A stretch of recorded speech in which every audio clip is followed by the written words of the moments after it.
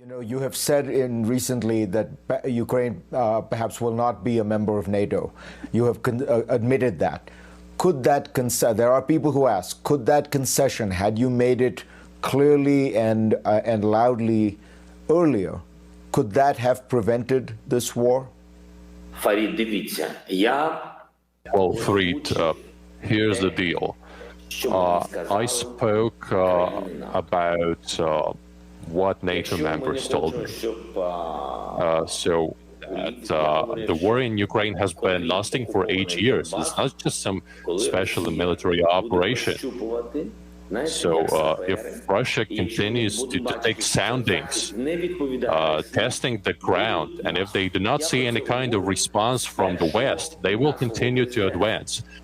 I have been talking about this from the very first day of my presidency. I did not talk about this in public, military pressure on us.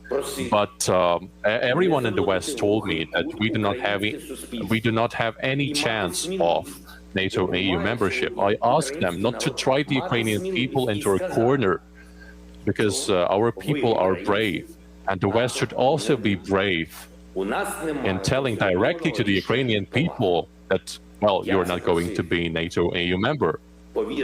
They do not have a consolidated position, and I requested that personally. I requested them personally to say directly that we are going to accept you into NATO in a year or 2 or 5.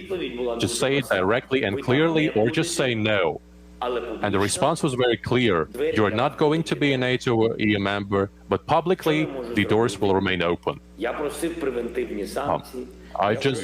But if we were a NATO member, a war wouldn't have started. So now I'd like to receive security guarantees for my country, for my people.